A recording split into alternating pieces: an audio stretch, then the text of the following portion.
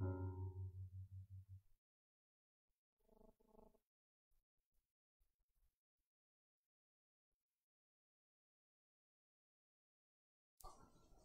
sa atin na tayo po'y nakaranas ng lumakad sa dilim. Ano po pakaramdam natin kapag tayo po'y nasa dilim, walang makita, kundi sarili lamang natin ang ating paningin, yung kapal ng dilim ay nasa harapan natin. Tayo'y mayroong takot, may pangamba, wala tayong katiyakan. Na ang kadiliman na tinutukoy ko rito ay ang kadiliman ng sanlibutan na siyang nilalakar natin sa bawat araw. Ang kadiliman sa sanlibutan, walang iba kundi ang kasalanan at lahat ng tukso ng lahat ng kasamaan.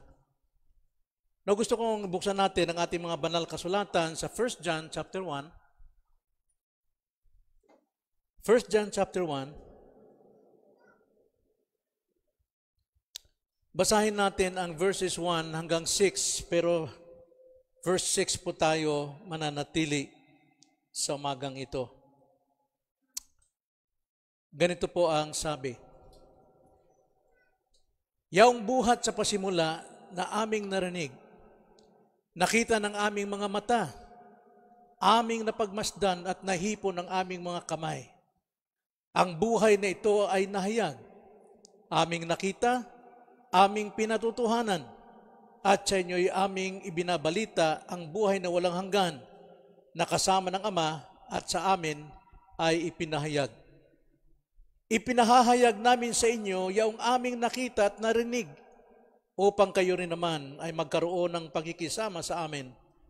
At tunay na ang ating pagkikisama ay sa Ama at sa Kanyang anak na si Kristo Jesus.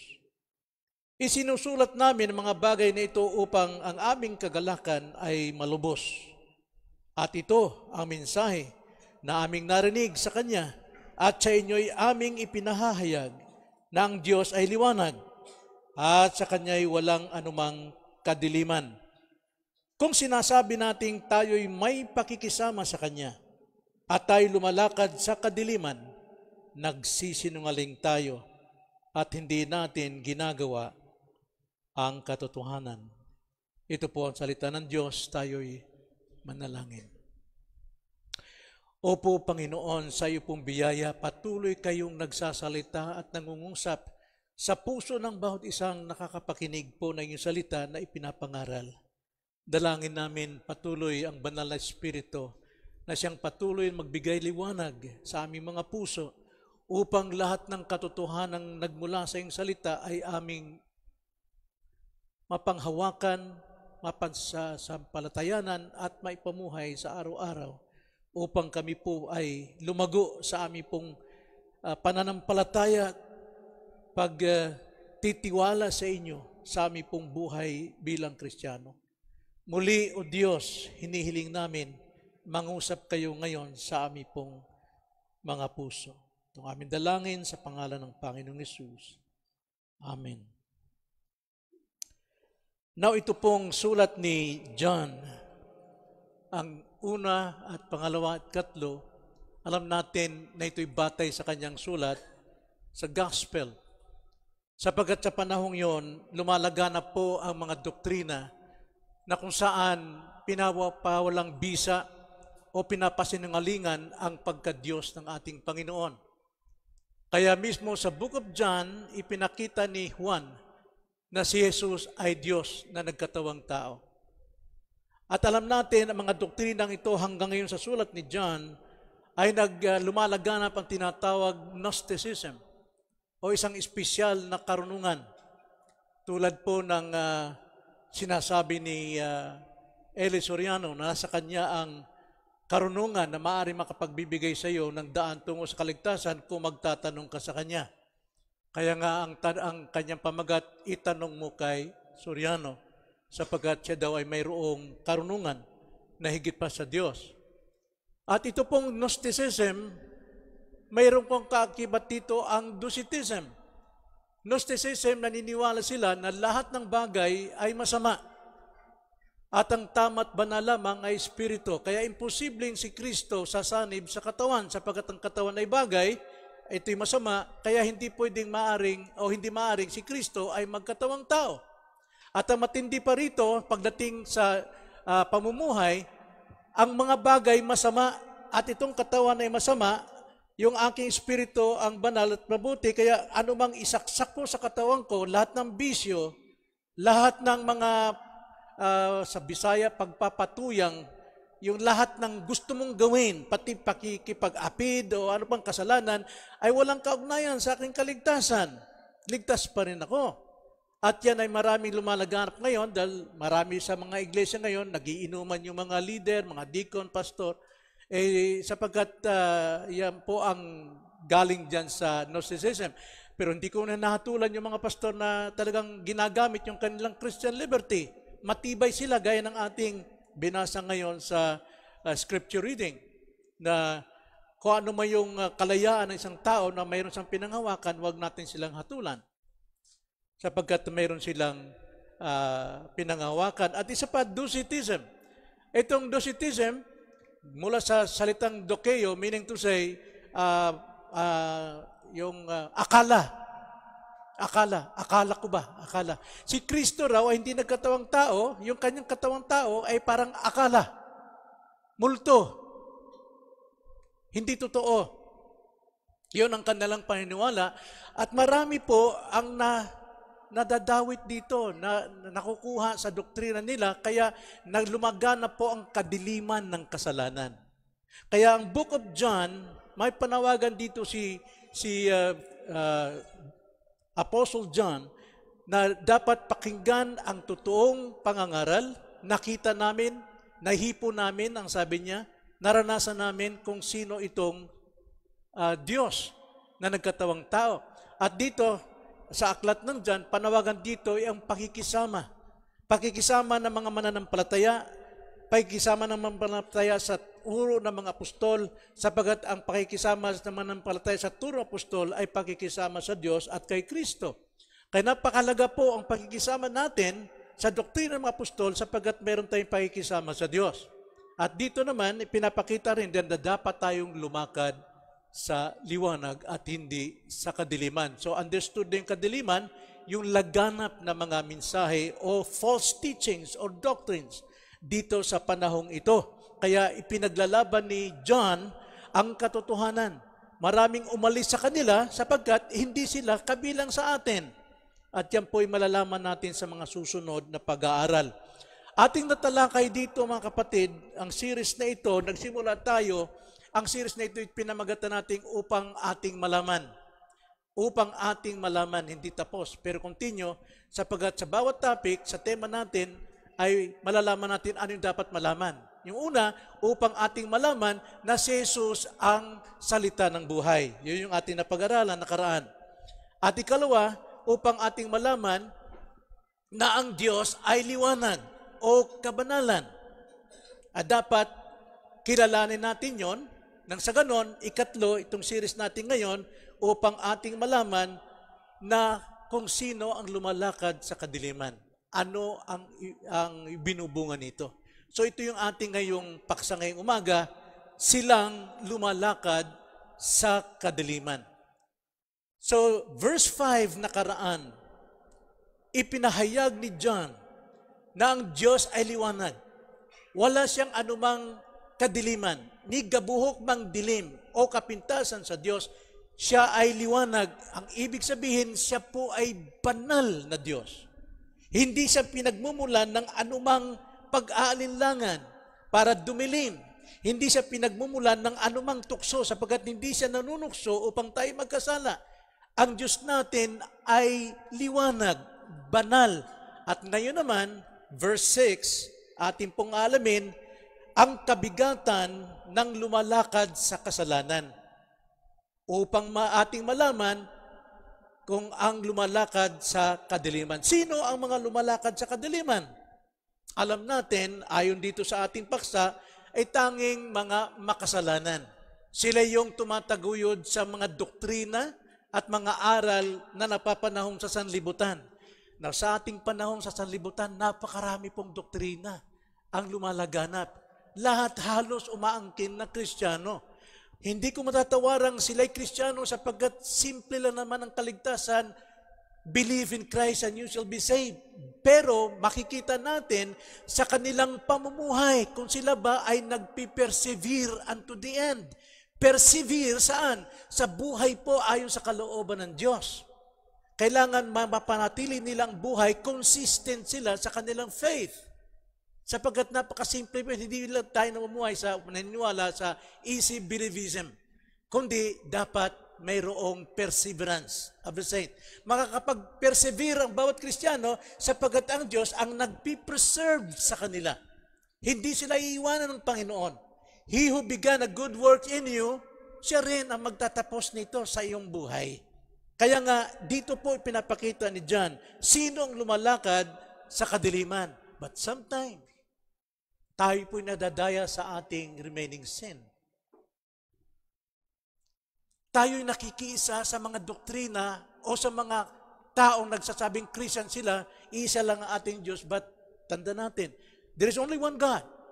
Pero ang kanilang Diyos ay ibang klaseng Diyos sapagkat pwedeng mag-inom, pwedeng gumawa ng kasalanan, pero ang ating Diyos na totoo, ayon sa Biblia, pinalalakad tayo sa liwanag at hindi sa kadiliman. Ngayon, itong lumalakad sa kadiliman, baluktot ang kanilang pananaw sa Diyos.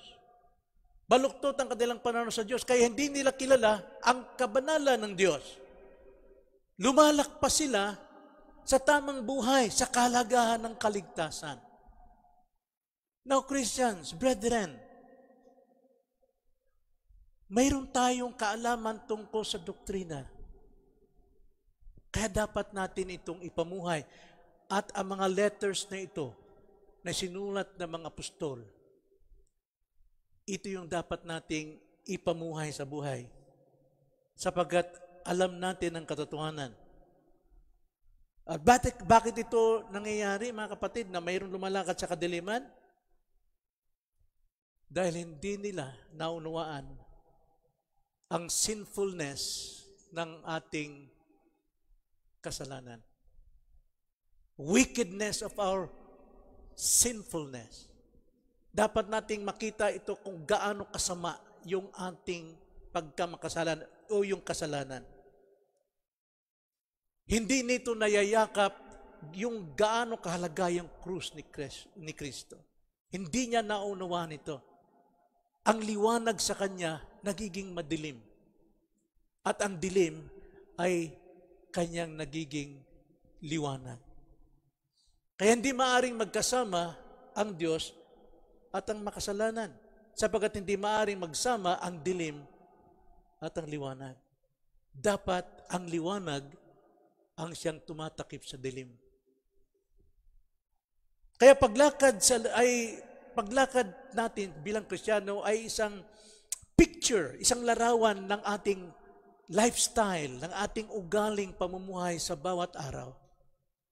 Ang kadiliman ayon sa banal na kasulatan ay kasalanan. At ang kasalanan nag-ahari sa sanlibutan. So tinalakay dito ni Juan ang mga aral tungkol sa kasalanan, iba't ibang paglalarawan. At binabalaan ang mga Kristiyano sa panganib ng kasalanan. Nabasa ko ang isang articles o statement ni C.S. Lewis. Ang sabi niya, walang taong nakakaalam kung gaano siya kasama hanggat hindi niya nasubukang magsikap na maging mabuti. Hindi mo maunawaan ang iyong kasamaan hanggat hindi ka nagsikap na maging mabuti. Kaya tandaan natin yon. So, dito po, sa ating pag-aaral, verse 6 lamang, tignan natin ang tatlong katotohanan dapat nating maunawaan. Una, alamin natin ang lifestyle ng nasa kadiliman. Baka makita natin ang ating sarili doon. Masdan nating maigi ito. Ang sabi sa verse 6, kung sinasabi nating tayo'y may pakikisama sa Kanya, sa Diyos, at tayo'y lumalakad sa kadiliman, nagsisinungaling tayo at hindi natin ginagawa ang katotohanan. Now remember, liwanag ay Diyos. Liwanag ay mga katotohanan ng Diyos.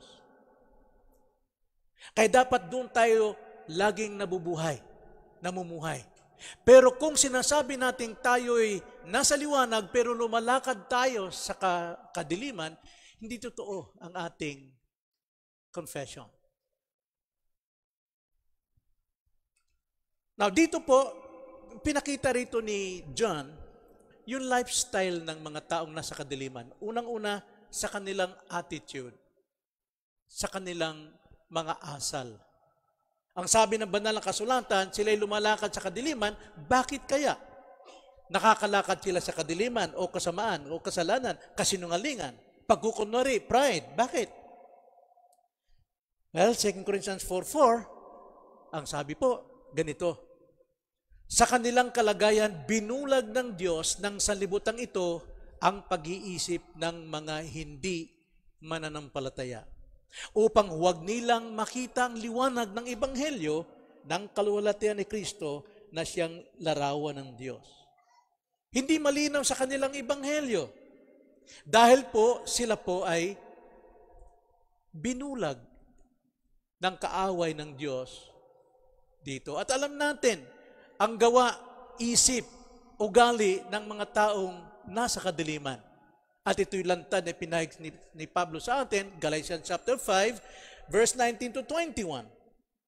Ngayon ay hayag ang mga gawa ng laman. Ang mga ito ay pakikiapid, karumihan, kahalayan, pagsamba sa Diyos-Diyosan, pangkukulam, alitan, pagtatalo, paninibugho, pagkagalit, pagkamakasarili, pagkamabahagi, mga pagkampi-kampi, pagkainggit, paglalasing, kalayawan, at ang mga katulad nito. Pati yung mga katulad nito na hindi napangalanan ng Bible, anumang hindi tama. Binabalaan ko kayo, sinong kausap ni Pablo? Mga Kristiyano. Binabalaan ko kayo, gaya ng aking pagbabala nung una sa inyo, na ang mga gumagawa ng gayong mga bagay ay hindi magmamana ng kariang ng Diyos. See, kung gaano ka-powerful yung remaining sin sa atin, tayo dinadala pa rin sa kayabangan. Dinadala pa rin tayo sa pagsisinungaling. Harap-harapan nagsisinungaling tayo. Ugali yan ng mga taong walang mana sa karian. So, dapat natin gawin. Bakit may remaining sin pa tayo? To humble us. Huwag tayo magsisi kung tayo man ay nagkakasala ng ganito. Mahirap pa nating ipaliwanag isa-isa lahat yung mga ugali, lifestyle, attitude ng nasa kadiliman. Hindi dapat ganito ang Kristiyano. Dahil Kristiyano ay templo ng Diyos. Nasa atin palagi ang paalala. Laging nagsasalita ang Espiritu sa atin. Huwag nating sakta ng Espiritu na sa atin. Alam natin ang katotohanan, we know. Na lahat po mga itinakda ng Diyos, hindi magkakabunga. Mayroon itong consequence sa atin kapag nagpapatuloy tayo. Kaya dapat paghahalagan natin ang katotohanan ito, 1 Corinthians 6:9-10, huwag natin itong kalimutan. Hindi ba ninyo nalalaman na ang mga masamang tao ay hindi, tama ba ako? Yeah. Hindi magmamana ng kariyan ng Diyos, huwag kayong padaya. Ang mga mapakyapid, mga sumasamba sa Diyos-Diyosan, mga ngalunya, mga binabae, mga nakikiapid sa kapwa lalaki. See? Anong ginagawa ng mundo ngayon? Binulag sila ng Diyos ng sanlibutan ito na ang lalaki ay ginagawa ng tinatanggap nilang maging babae at ang mga babae tinatanggap nila bilang lalaki. At ngayon, tinatanggap pa rin ikasal ng kapwa lalaki sa kapwa babae. See? Nangyayari yan. Ito yung kadiliman ng mundo. So wag tayong dapat pa-influensya rito. Nakikiayon tayo. Tawang-tawa tayo, tuwa tayo nanonood sa TV. Yung kabastusan at kayabangan, pagka-arugante ng mga taong ito. Siguro bukas may magbabasag na ng TV. Ang sabi sa verse 10, mga magnanakaw, masasakim, mga maglalasing, mga mapagmura, o ang mga manggagancho, mandaraya, para makapera, ay hindi magmamana ng kaharian ng Diyos. Napakabigat po, mga kapatid. Isipin mo na lamang, ikaw, Kristiyano, ikaw ay tirahan ni Kristo. Si Kristo na sa iyo. Isipin mo lamang. Kung gagawin mo mga bagay na makalaman na sa kadiliman, kahit tayo lang. Halimbawa, andiyan ang asawa ko. Tapos makikipaglambingan ako rito. Makikita niya, makikipaglambingan sa ibang babae. Mabutihan ako sa isang babae. Ano na lang? Napakakapal ng mukha ko kung gagawin ko yung sa harapan ng asawa ko. Mayroon kaming banal na dugtungan na relasyon. How much more kay Christ? Si Paul, nahihiya si Paul sa ganun. Galatians 2:20. Si Kristong naninirahan sa akin. I no longer live, but Christ lives in me. So that in my flesh, mamumuhay akong may pananampalataya sa Kanya. Naiiwasan ko, takbuhan ko, kamuhian ko, anumang temptation ng sin. Nakakaya, di ba? So ito yung mga tao to, attitude nila, kadiliman. Then ikalawang attitude nila, lifestyle nila is lawlessness. Pag sinabing lawlessness, laging sumusuway sa kautusan ng Diyos. Tayo po ay nasa kautusan ni Kristo. Now, gusto kong balikan lang yung kanina. Sa Sunday School, yung kautusan ni Kristo. Hindi ko nagtalakay kanina.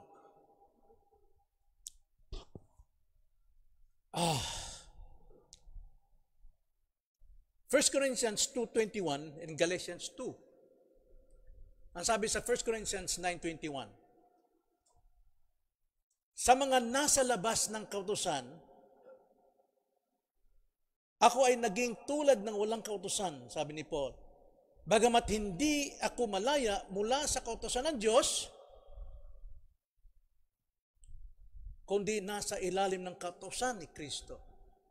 After po noong Old Testament, fulfilled by Christ, the law sa Old Testament remains. Natubos lang tayo doon sa pamamaraan ng salvation by works, pero nanatili kay Kristo. At ang kautusan yon ay napapaloob sa dalawa. Love God and love your neighbor. That is Christ's law. At tayo ay nabubuhay dyan. Kaya sabi dito ni Pablo, ako malaya mula sa kautusan sa Diyos, hindi ako malaya sa kautusan ng Diyos, kundi nasa ilalim ng kautusan ni Kristo, upang mahikayat ko ang mga nasa labas ng kautusan. Galatians chapter 6 verse 2. Dalhin ninyo ang mga pasanin ng isa't isa, at sa gayon ay matutupad ninyo ang kautusan ni Kristo. Christians are under the law of Christ. And what is the law of Christ? Love. Love fulfill all law. Kaya ang sabi ni Jesus Christ sa John 14:21, whoever has my command is the one who loves me and obeys me. Sino mang tumatangkilik ng aking kautusan, siya yung umiibig sa akin at iniibig ko siya at iniibig siya ng aking Ama. Lahat ng kautusan, Old Testament, pero pinalaya tayo sa ceremonial law. Hindi na tayo magsiseremonya ngayon para tayo sumamba. Kundi na kay Kristo na. Tinapos ni Kristo ang ceremonial law, even the civil law. But the principles of all law nananatili sa one law ni Christ, love. Love God and love your neighbor. Kaya nga, dito po mga kapatid, lahat po ng mga tao dito sa panahon ni John, dinidisregard nila ang law of Christ. Kaya ang sabi, pagdating po sa Panginoon, sabi ni John chapter 3, 1 John chapter 3 verse 4, ang sino mang gumagawa ng kasalanan ay lumalabag din naman sa kautusan. What kautusan? The whole law. At ang kasalanan ay ang paglabag sa kautusan. So ito po yung lawlessness ng mga tao sa time na ito. At ito rin nangyayari sa atin. Nangyayari din ito sa atin. Nilalabag ang batas. At hindi lamang lawlessness, and then the style of their attitude, ay pangatlo, unrighteousness. Pag sabing unrighteousness, liko. Missing the mark. May tudlaan, may target, laging liko yung ating tama. Romans 3:23, for all have sinned and fall short. Fall short palagi. Liko tayo palagi sa ating ginagawa. Now, alam natin, binigyan tayo ng free will ng Panginoon, kung ano yung pipiliin natin, pero tayo po'y naglilin doon sa ating remaining sin, the nature natin, ginagawa natin yung hindi tama, liko palagi. Yan ang ibig sabihin po ng unrighteousness. Liko. Gumagawa ng anumang kalikuan. So that is the attitude ng time na ito. Then ikalawa, yung kanilang belief, yung paniniwala nila. At nangyayari ito. Basahin natin 1 John 1:6, then verse 8, then verse 10. Laktawan natin yung verse 9. Kasi yun ang solution. Ganito po ang kanilang paniniwala. Verse 6, kung sinasabi natin tayo'y may pakikisama sa Kanya at tayo lumalakad sa kadiliman, nagsisinungaling tayo at hindi natin ginagawa ang katotohanan. So sinungaling. Many Christians today are liars. Sinungaling. Lalo na pagdating sa kasalanan. Verse 8, ang sabi po, kung sinasabi natin tayo'y walang kasalanan, dinadaya natin ang ating sarili. Why? Because according to 6, lumalakad tayo ayon sa Diyos. But in reality, nagsisinungaling tayo. Gumagawa tayo ng kasalanan. At dinadaya natin ang ating sarili at ang katotohanan ay wala sa atin. Then another questionable dito ay verse 10. Kung sinasabi natin tayo hindi nagkakasala. Ngayon, Kristiyano na ako, hindi na ako nagkakasala. Ginagawa nating sinungaling ang Diyos. At ang kanyang salita wala sa atin. Hindi natin alam ang gospel of Christ. People perish for lack of knowledge. Kaya ito po yung kanilang paniniwala. Ang Christians po, nagkakasala. But the solution, the answer to that sin is verse 9. If we confess our sins unto Him, He is faithful and just. And He will cleanse us from all unrighteousness. Kailangan po nating confession every day. Kaya nga ang ating pong repentance unto life. Habang buhay na ito, repentance. And ang ating faith naman ay continuous din, every day. Even though na-save tayo through faith, but we have to live in faith. Yun know, sabi ni Paul, Galatians 2:20. So maraming tumatanggi, gayong tanggap, nasa atin pa yung likas eh. Nagkakasala pa rin tayo. Pero hindi tayo tulad ng mga taong ito. Naniniwala sa Gnosticism and Docetism. Pero nagkakasala tayo, but we are not slave. At hindi tayo dapat maging slave. At huwag tayo matakot na tayo nagkakasala. Sapagkat kung tayo pinatawad ng Panginoon, walang makakaagaw sa iyo sa pag-ibig ng Diyos. Walang makakaagaw sa iyo. If God justifies you, you will remain justified. Kahit nag-fall ka sa anumang kasalanan. Sapagkat ang justification natin ay nasa Diyos at hindi sa ating mga pagsisikap. Romans 8:1. Ganito ang sabi.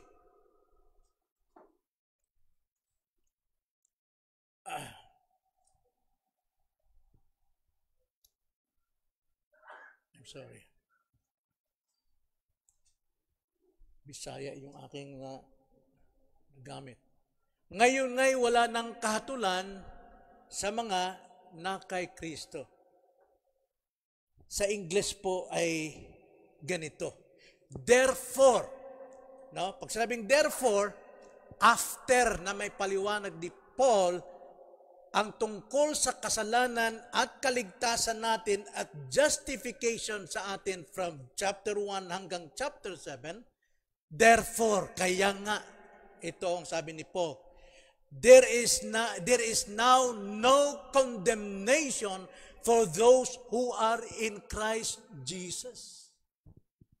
Huwag tayong matakot kapag tayo po ay bumagsak sa kasalanan para kaiba yung sinasadya.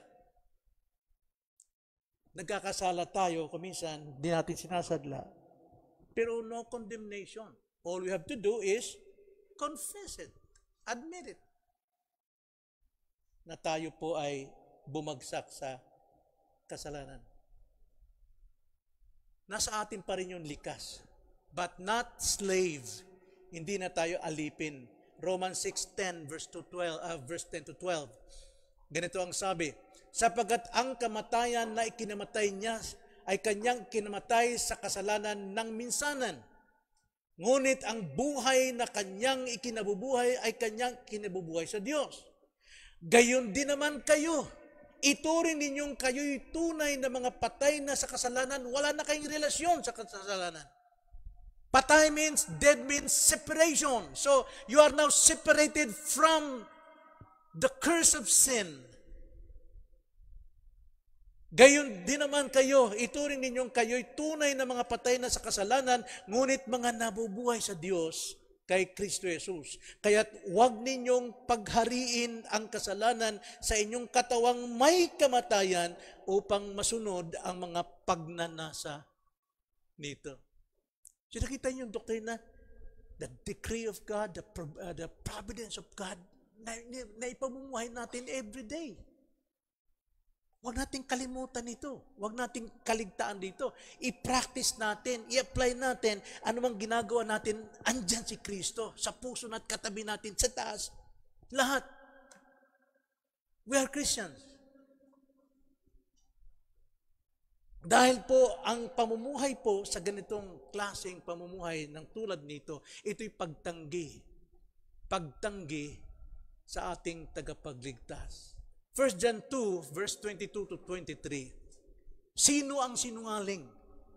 Kundi ang nagkakaila na si Jesus siyang Kristo. Ito ang Antikristo, ang nagkakaila sa Ama at sa Anak. Ang sino mang nagkakaila sa Anak ay hindi sumasa kanya ang Ama, ang nagpapayag sa Anak ay sumasa kanya rin ang Ama. So kung tayo po'y namumuhay sa kasalanan, nagsisinungaling tayo, tayo yung tinutukoy ditong Antikristo. We are against Christ.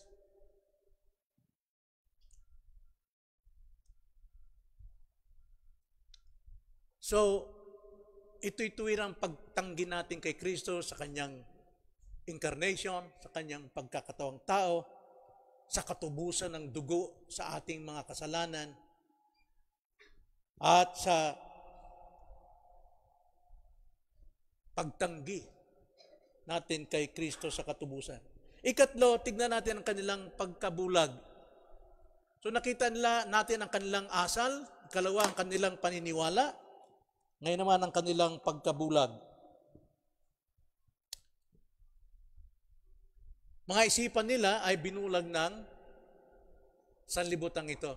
Alam natin, 2 Corinthians chapter 4, sa kanilang kalagayan, binulag ng Diyos ng sanlibutan ito ang pag-iisip ng mga hindi mananampalataya upang huwag nilang makitang liwanag ng Ebanghelyo ng kalawalatian ni Kristo na siyang larawan ng Diyos. Then ikalawa, ang pagkabulag ng kanilang puso. Ephesians 4:18, nagdilim ang kanilang mga pangunawa, palibasay nahiwalay sa buhay ng Diyos dahil sa kanilang kamangmangan, dahil sa katigasan ng kanilang mga puso. Bakit nahiwalay? Because of sin. Anong tawag ng pagkahiwalay? Namatay sila. Spiritually dead. Then, pangatlo, ang kanilang mga puso binulag, ay kanilang mga mata binulag din. Matthew 6:23, ngunit kung masama ang iyong mata, ang iyong buong katawan ay magiging kadiliman. Kaya't kung ang liwanag na nasa iyo ay kadiliman, anong laki ng kadiliman? No? Ano ibig sabihin nito, mga kapatid? Kung ikaw nagsasabing Kristiyano, at yung mali, sinasabi mong tama yan, madilim yun eh. So kung yung tingin mo sa liwanag ay madilim, buong buhay mo, buong pagkatao mo, nasa kadiliman ka. Kaya mahirap magsinungaling. Kung mali, mali. Kung tama, tama. Sapat nakadepende yung testimonyo ng buhay mo kung anong klaseng Kristiyano ka. Then 1 John 2:11, lagi napupuot sa kapatid. Laging may kim-kim. Ganito ang sabi, ngunit ang napupuot sa kanyang kapatid ay nasa kadiliman. Siya ay lumalakad sa kadiliman at hindi niya nalalaman kung saan siya pupunta. Kahit gaano ka pa karaming bersikulong alam. But you hate your brother. You're walking in the darkness. God is light and you're not walking under the light of God. At hindi niya nalalaman kung saan siya pupunta sapagkat ang kanyang mga mata ay binulag ng kadiliman. So napakabigat po, mga kapatid, yung lifestyle nila. Check natin ating sarili. Tayo ba ay nabibiktima sa ganito? Yung practical application lang. Sino kinapuputan natin dito? May galit ka ba sa iyong kapwa?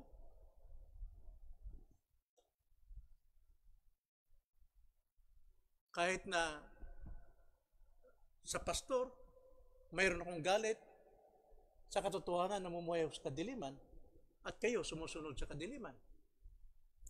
Sapagkat apektado yung aking pangangaral, wala sa liwanag. Kundi under ng motibo ko at konsyensya ko na nasa kadiliman. At tandaan natin ito, mga kapatid. Jesus says in John 6:63, the word I spoke to you is spirit. And the spirit gives life. Sa pangangaral po, hindi yung husay ng iyong kaalaman tungkol sa Biblia ang makapagliligtas at makapagbibigay buhay sa mga makasalanan. Only the Word, tanging salita lamang na iyong ini-expound, na iyong ipinapaliwanag, word for word, ang siyang makapagbabago ng puso ng tao, hindi yung ating o aming mga kaisipan, kung saan-saan nagagaling. Kahit na mag-quote pa ako kung sino mga mighty men at the old times, pero hindi ko in-expound at pinapaliwanag sa inyo ang salita, hindi kayo maliligtas, hindi lalago ang panampalataya nyo, kundi lalago ang paghanga nyo sa akin dahil sa dami ng alam ko. Yan ang application dun eh. The word I spoke to you is spirit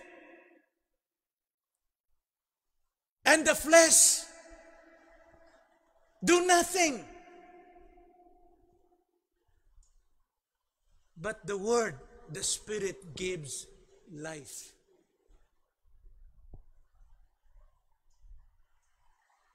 So yun nakita natin, ang kanilang lifestyle. Now secondly, tignan natin ang kanilang pag-ibig sa kadiliman. Basahin again ang verse 6. Tignan natin ang ini-imply, pinapakahulugan ng talata. Anong sinasabi dito ni John?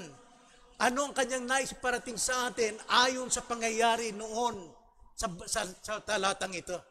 Ang sabi ni John, again, kung sinasabi nating tayo'y may pakikisama sa Kanya, tumutukoy ito sa mga doctrines na mga false, at tumutukoy ito sa mga tao, Kristiyanong nagsasabi pero nakikinig sa maling aral, o di kaya mga tao, mga Kristiyanong nabubulagan, gusto nilang manumbalik, gusto nilang malaman ng katotohanan ayon sa salita ng Diyos, na ang salita ni John dito ay inspired by God.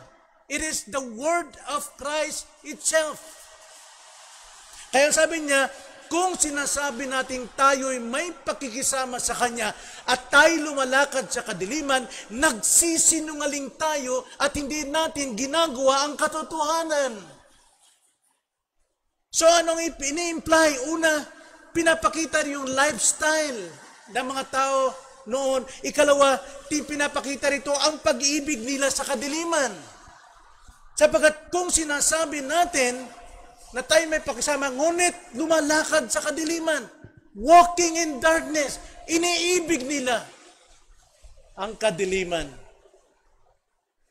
So makikita ito sa kanilang gawa, kung sila'y Kristiyanong totoo. Makikita ito sa kanilang gawa. Na anong sabi ni John sa kanyang sulat sa Gospel, chapter 3, verse 19 to 20. Ganito ang sabi ni John. At ito ang kahatulan, na naparito ang ilaw sa sanlibutan at inibig pa ng mga tao ang kadiliman kaysa ilaw sapagkat ang kanilang mga gawa ay masasama. Ano yung pinapakita ni John dito?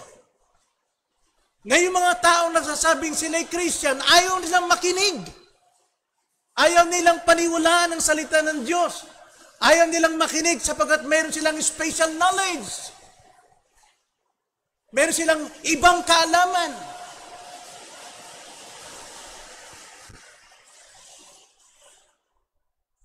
Kaya napakahirap po mga kapatid. Iniibig pa ng mga tao ang kadiliman. Bakit? Kasi malalantad sila kapag nakarnig sila ng liwanag na pangangaral. Ayaw nila nun. Mananatili sila doon. Ayaw nilang malantad ang kanilang mga ginagawa, lihim na ginagawa. Sabi sa verse 20, sapagkat ang bawat isa na gumagawa ng masama ay napupuot sa ilaw, napupuot sa truth, napupuot sa kabanalan, at hindi lumalapit sa ilaw upang ang kanyang mga gawa ay huwag malantad. Ayaw niyang usapan na katotohanan. Kasi malalantad siya eh. Malalaman yung kanyang totoong buhay. Professing to be Christian, but walking in darkness. So makikita sa kanilang gawa, at the same time, makikita sa kanilang desire, sa kanilang pagnanasa. Ephesians 2:3, tulong ni Pablo sa Ephesians 2:3, sabi, tayong lahat ay dating nabuhay sa gitna ng mga ito. Sa mga pagnanasa ng laman, na ating ginagawa ang mga nais ng laman at ng pag-iisip, at tayo nooy katutubong mga anak ng kapuotan. Ang desire nila ay tulad pa rin sa nakaraan na sila hindi Kristiyano. Gustong-gusto pa rin ang gawa ng laman. Walang panahon sa prayer, walang panahon sa pagbabasa ng Bible, walang panahon sa pagtuturo sa mga anak, walang panahon sa pag-guide sa mga bata, kundi mas maganda sa kanilang manood ng TV, tawa-tawa, pasyal doon, punta sa mga club, punta sa mga kung saan. Kalayuan ng sanlibutan. Pag-ibig nila ay nasa kadiliman. Ang sabi ni Pablo, tayong lahat ay dating nabuhay sa gitna ng mga ito. Dati. Pero bakit ngayon ito pa rin ang hinahanap ng mga nagsasabing Kristiyano? Tayo nooy mga katutubong, mga anak ng kapuotan. Nakita nyo? Tayo po'y children of wrath before. Ngayon binabalikan natin yung dating ugali natin sa kadiliman. Hindi yata tama, mga kapatid. So yun po ang pag-ibig ng mga tao rito, sinulata aming mga tao rito na dumadaya sa mga Kristiyano. Then ikatlo, tignan natin ang kasinungalingan ng nasa kadiliman. Again, verse 6 sa ating text. Anong ini-imply dito? Tignan nyo. Kung sinasabi natin, mayroong kung, ibig sabihin, sinasabi mong Kristiyano ka. Pero kung sinasabi natin tayo'y may pakikisama sa Kanya at tayo'y lumalakad mula sa ating puso, nagsisinungaling tayo sa ating lakad. Sabi niya, tayo lumalakad sa kadiliman, nagsisinungaling tayo at hindi natin ginagawa ang katotohanan. Hindi natin ginagawa ang katotohanan. So itong mga tao ito, mayroon silang mga salitang mapagkunwari. Mga salitang mapagkunwari. Christian, pero mapagkunwari. Sapagkat sinasabi nila, kami, alam ko na yan, ako'y matagal ng miyembro dyan. Every Sunday nandun ako. Okay, present ako dyan. Lahat ng activities, lahat ng meetings namin. Lagi akong may kasama ko ang Diyos palagi. Pero ang sabi, at tayo'y lumalakad sa kadiliman, that's it. Walang lahat, silbi lahat yun. Yung pagkukunwari. Nagkukunwaring may pakikisama sa Diyos, pero pag wala na sa iglesia, nandun na sa lupalop ng sanlibutan, walang nakakakita, ayun na, nakikipagsama na. Nakikipag-compromise na. Lumalakad na sa kadiliman. So tignan natin ang pagsubok ng mga pagkukunwari. Pagsubok. Again, ang verse 6 natin, kung sinasabi natin tayo may pakikisama sa Kanya at tayo lumalakad sa kadiliman, nagsisinungaling tayo at hindi natin ginagawa ang katotohanan. Una, masusubok ito sa lakad. Anong lakad mayroon ka? Advance tayo, 1 John 2:6, ganito ang sabi. Ang nagsasabing siya'y nananatili sa Kanya ay nararapat ding lumakad gaya ng Kanyang paglakad. Sino yung ating model? The number one model natin si Christ. Binigyan niya tayo ng yapak na siyang dapat nating sundan. Si Paul mismo, siya ay sumusunod kay Kristo, kaya meron siyang karapatan magsabi sa mga miyembro sa Corinthians, tularan ninyo ako, tulad ng pagtulad ko kay Kristo.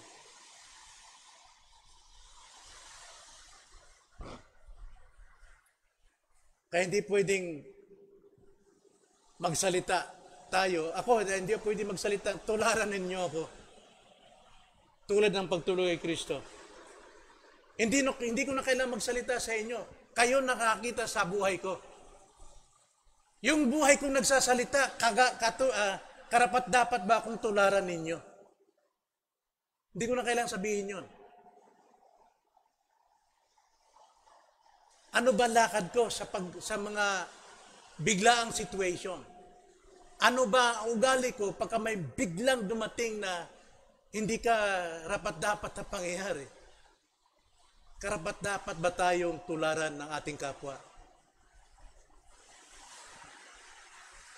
Well, si Paul, kaya niya yun. Pero sa akin, hindi ko masabing tumawag sa iyo, tularan ninyo ako.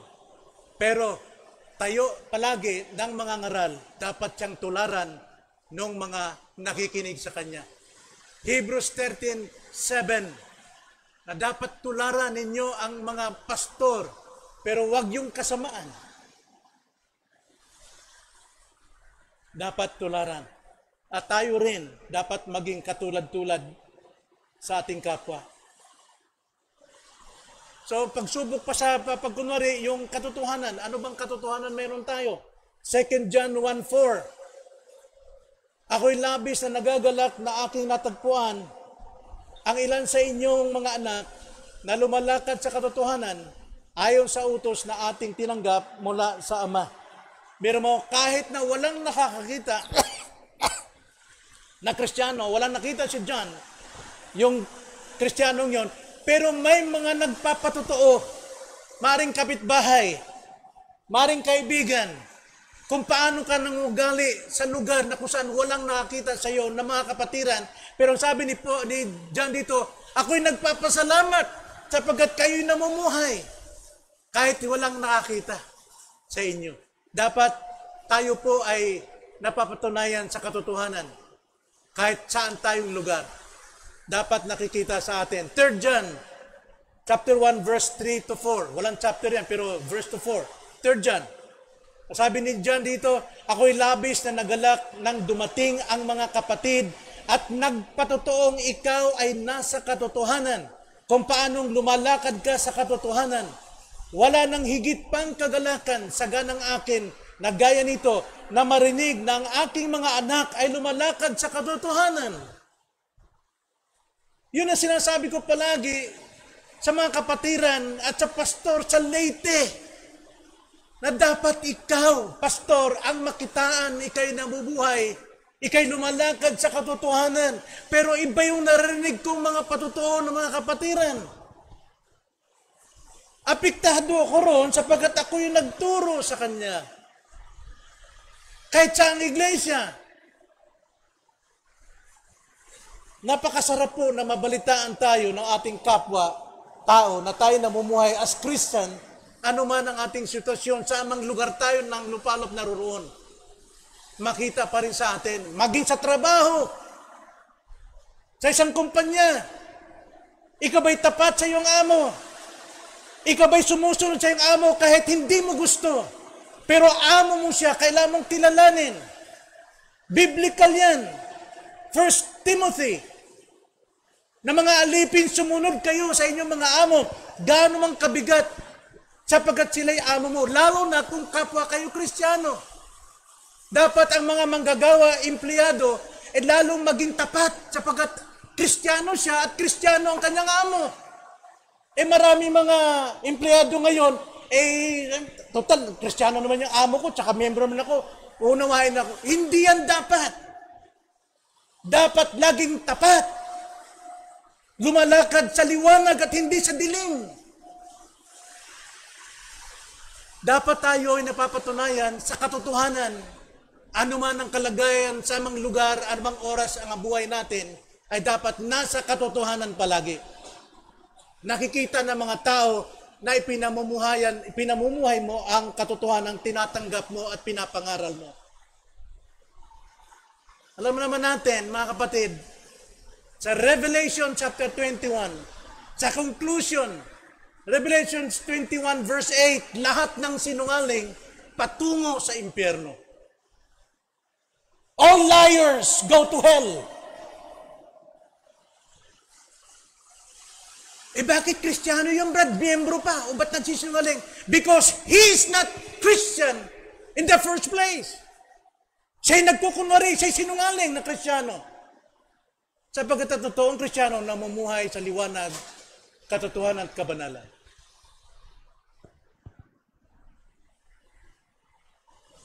Kaya nga mga kapatid, sa ating panahon ngayon, kadalasan, itinatangging katotohanan ng kasalanan. Wala akong kasalanan. Hindi ako nagkasala. Kristiyano ako, miyembro pa. Ako pang gagawa ng kasalanan. Dahil itinatanggi nila ang kabigatan ng gawang kasalanan. Pero hindi nila nalaman na according to God's decree, mayroon na nakaabang, may naghihintay ng consequence. Be sure your sin will find you out.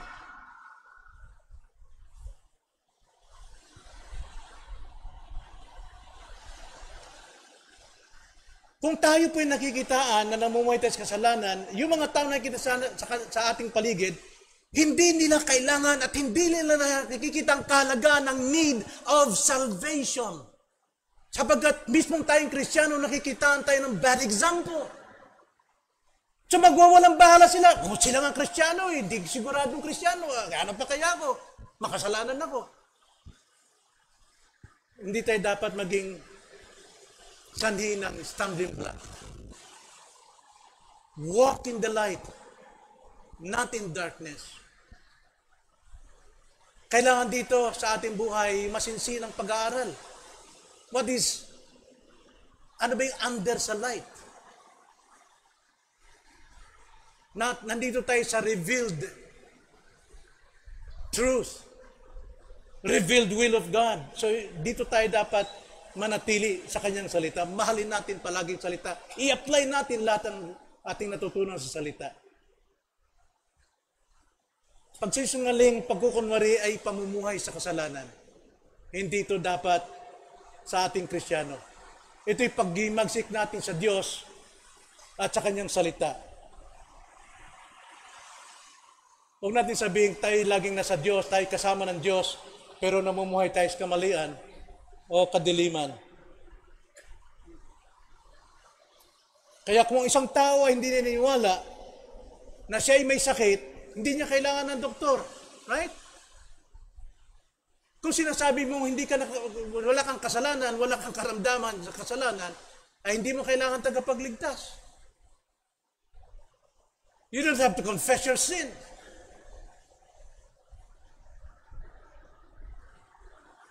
Alam niyo, ang diagnosis po sa sin is always 100%.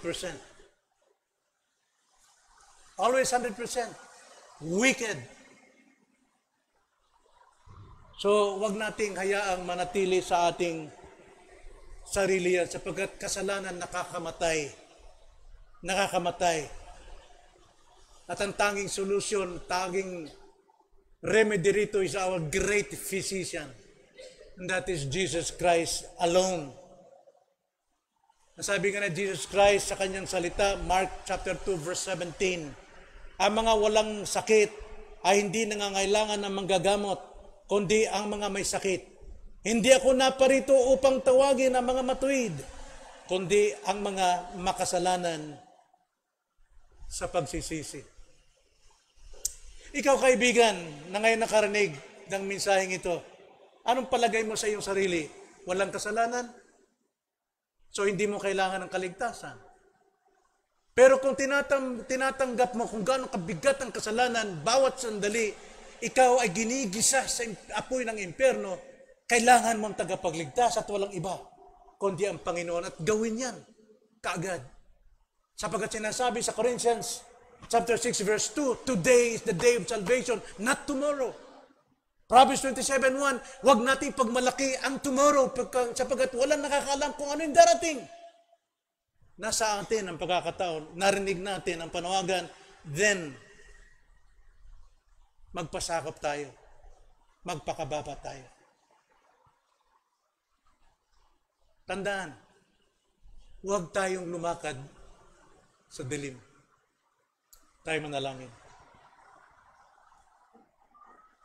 Panginoon, salamat po sa inyong mga salita na laging buhay, laging liwanag. Nakikita namin, Panginoon, ang kasuluk-sulukan ng aming buhay at nakikita namin ang aming mga kasamaan at kasalanan. Ito po'y masakit, Panginoon. Ito po'y nakamamatay. Tulungan niyo kami na maisuko ang lahat ng ito. Aminin ito upang maranasan namin ang iyong walang hanggang pagpapatawad. Walang kinikilingan, kundi ang lumapit sa iyo at ipahayag ang aming nagagawang kasalanan, ang aming paglakad sa kadiliman, upang kami iyong linisin at muling makalakad sa liwanag. Maraming salamat po. Ito ang aming dalangin sa pangalan ng Panginoong Yesus. Amen.